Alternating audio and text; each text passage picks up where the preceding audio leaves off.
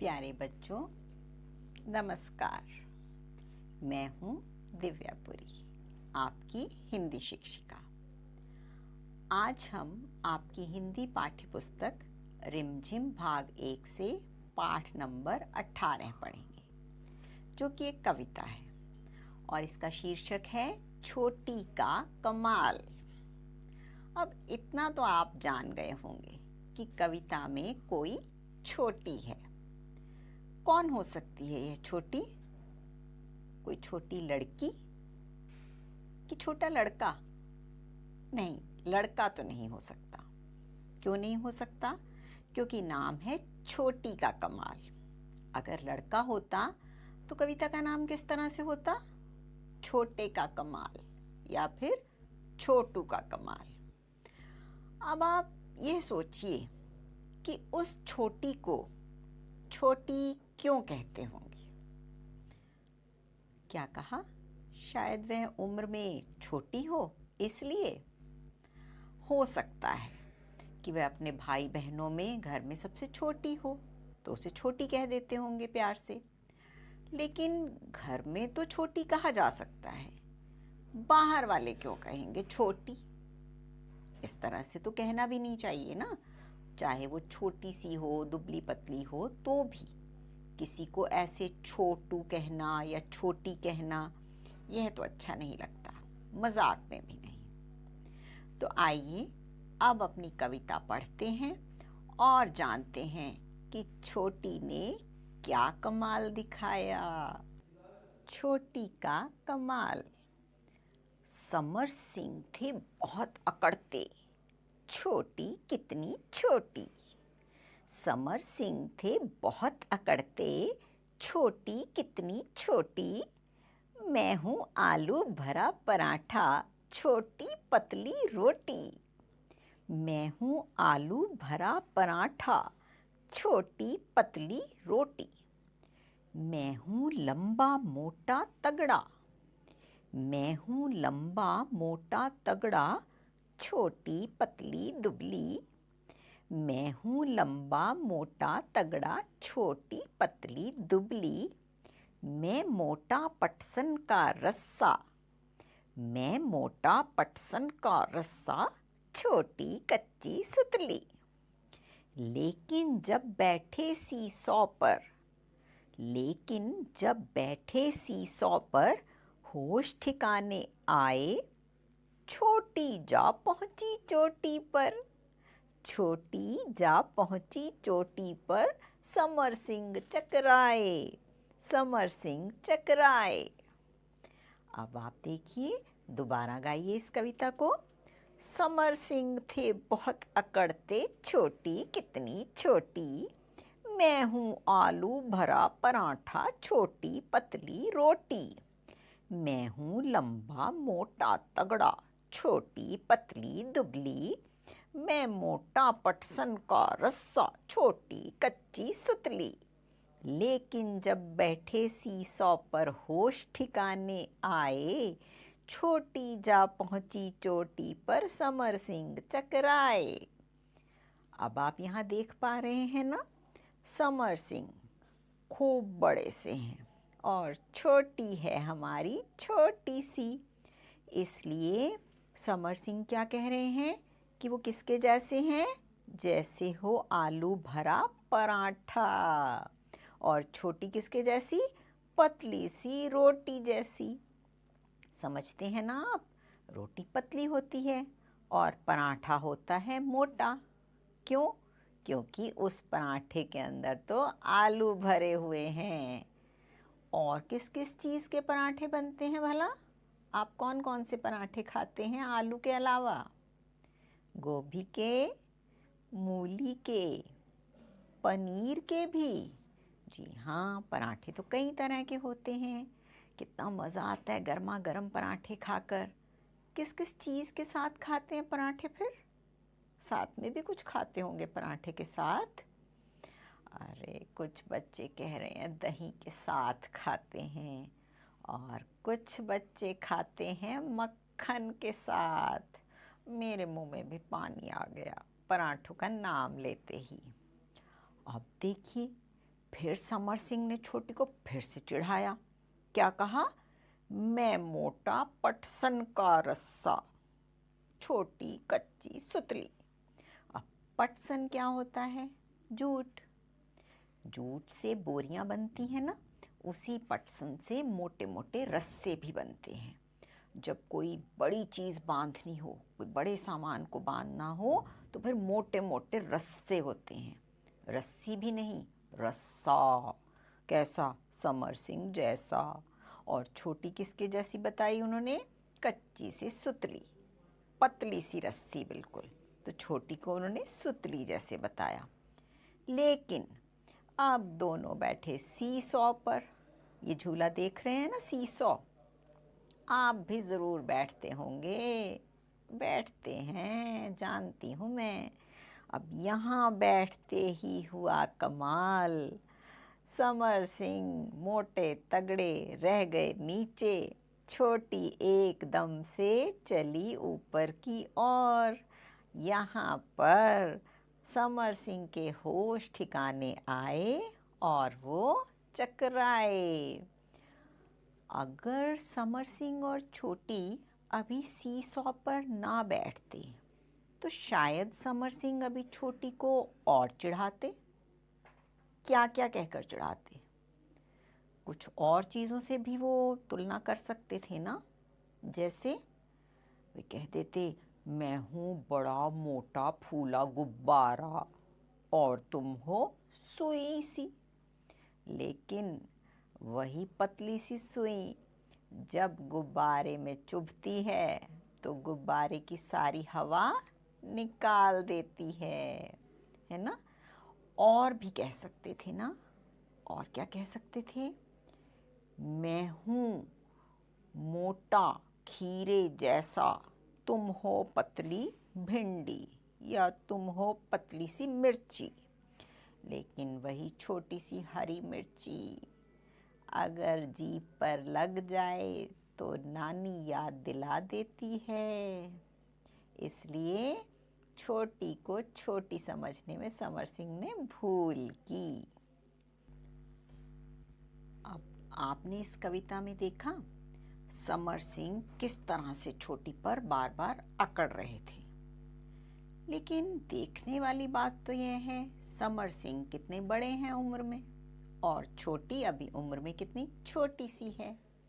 तो फिर इतने छोटे बच्चे पर अकड़ना किस काम का।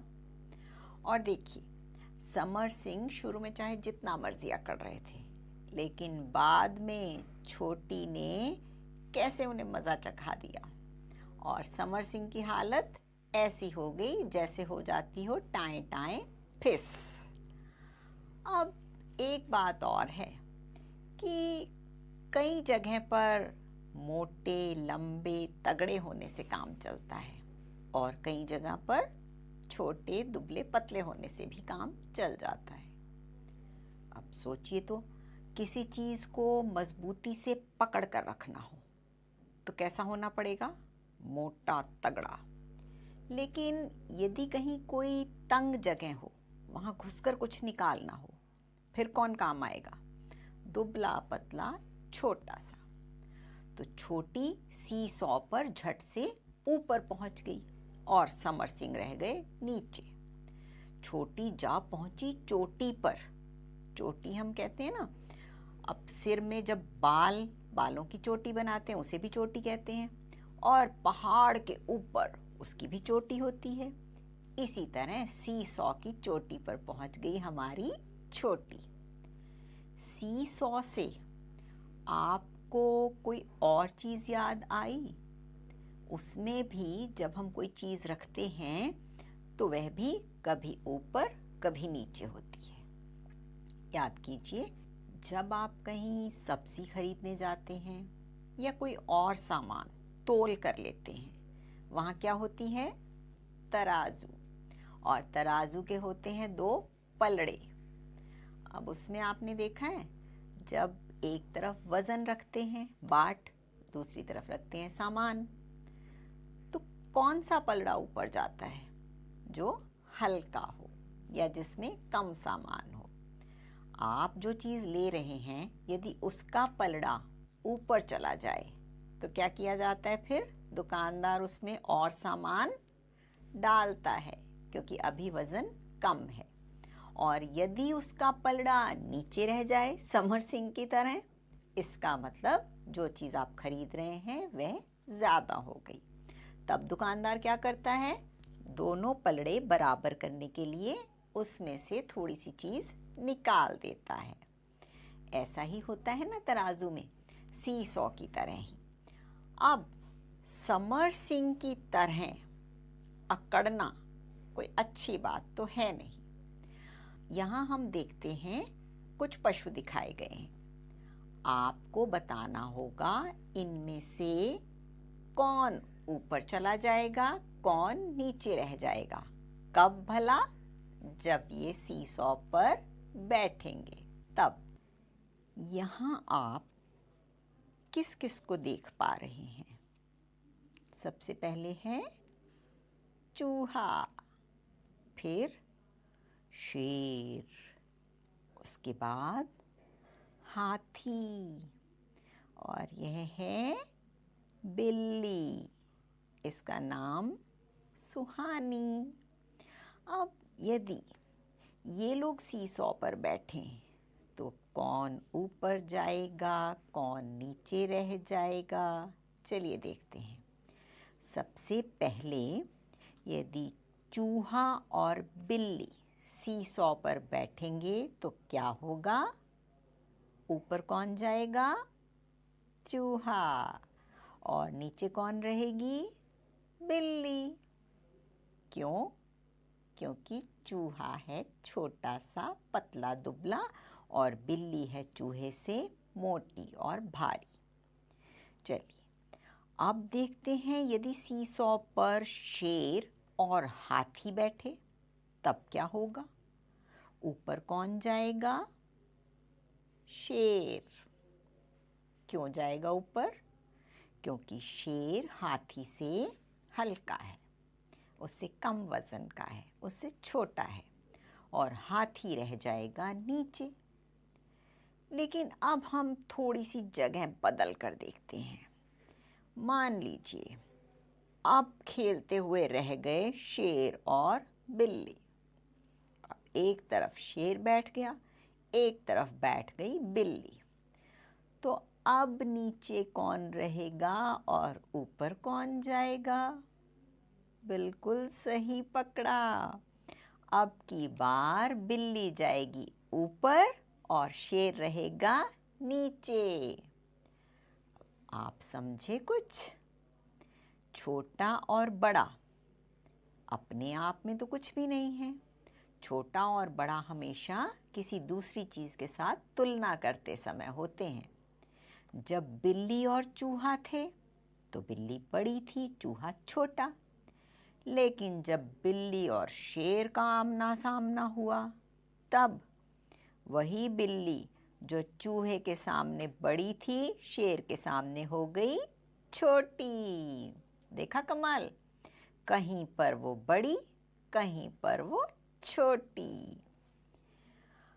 अब यहाँ आप एक और चीज़ बताएं। यह तो दिखाया नहीं गया। यदि आप और आपका दोस्त या आपकी कोई सहेली वो दोनों सीसॉ पर बैठे, भाई तब ऊपर कौन जाएगा और नीचे कौन रहेगा? अच्छा, क्या कह रहे हैं? मुझे नहीं बताएंगे? जब बैठेंगे तभी देखेंगे? ठीक है, फिर जब सीसॉ पर बैठेंगे तब देखिएगा ऊपर कौन जाता है और नीचे कौन रहता है। समर सिंह बहुत अकड़ते थे। मतलब अकड़ना मतलब धौंस जमाना, रौब जमाना। इनमें से कौन कौन अकड़ेगा? सबसे पहले राजा। राजा अकड़ेगा? अकड़ भी सकता है। क्यों? क्योंकि उसके पास बहुत सी सेना होती है, बहुत सा रुपया पैसा होता है, सभी उसका कहना मानते हैं, उससे डरते हैं, तो वह अकड़ भी सकता है। लेकिन अगर कोई राजा बहुत दयालु हो तो नहीं भी अकड़ सकता। कक्षा का मॉनिटर, कक्षा का मॉनिटर क्या करता है? आपकी कक्षा का मॉनिटर अकड़ता है? अकड़ना चाहिए उसे? अकड़ना चाहिए तो नहीं, क्योंकि अध्यापक या अध्यापिका उसे मॉनिटर बनाते हैं कक्षा के सभी कामों को देखने के लिए और विद्यार्थियों को निर्देश देने के लिए, उन्हें कुछ बताने के लिए। लेकिन कई बार मॉनिटर भी रौब जमाने लगता है। आपकी कक्षा का मॉनिटर कैसा है? पहलवान, पहलवान अकड़ता होगा? अकड़ता तो होगा। क्यों? हट्टा कट्टा है, मोटा तगड़ा है, तो उसे लगता है मैं तो सबको हरा दूंगा, मुझसे ज़्यादा ताकतवर तो कोई भी नहीं है। शेर, शेर जंगल का राजा ज़रूर अकड़ता होगा। वो तो अकड़ता है, खूब ज़ोर ज़ोर से दहाड़ता है। उसे तो लगता है ना कि मुझसे तो सब डर जाएंगे, इसलिए शेर अकड़ता है। चोर, अरे चोर कैसे अकड़ेगा? अकड़ेगा? एक तो गलती कर रहा है, ऊपर से यदि अकड़ेगा तो और पिटाई होगी ना, इसलिए चोर को अकड़ना तो नहीं चाहिए। अगर अकड़ेगा तो मतलब गलती पर गलती कर रहा है। सुहानी, आपकी किताब में है ना सुहानी बिल्ली। भाई इसका तो नाम ही है सुहानी, जो सबको सुहाए। मेरा ख्याल यह तो नहीं अकड़ती होगी। और तुम्हारा दोस्त अकड़ता है? कभी कभी। क्या कहा? कभी कभी आप अकड़ जाते हैं? हाँ भाई, दोस्तों में ऐसा तो चलता है, कभी कभी एक अकड़ जाता है, कभी दूसरा, पर ज़्यादा देर के लिए नहीं। तो इस तरह से हमने आज यह पाठ पढ़ा, छोटी का कमाल, जिसमें कोई अकड़ा और किसी ने अकड़ने वाले को सबक सिखाया। समर सिंह और छोटी की कविता की तरह ही मुझे एक कहानी याद आ रही है। सुनेंगे कहानी? उसमें भी ऐसे ही कोई एक दूसरे पर अकड़ता था, लेकिन उसकी अकड़ कैसे खत्म हुई, सुनिए। एक बार 10 रुपए के नोट पर कौन कौन थे? कौन कौन होते हैं 10 रुपए के नोट पर? गणित के अंक होते हैं ना। कौन कौन से? 1 और 0, यही दो मिलाकर तो 10 बनता है ना। तो 1 और 0 10 के नोट पर साथ साथ रहते थे। रहते क्या थे? रहते हैं। अब 0 को अपने ऊपर बड़ा घमंड आया।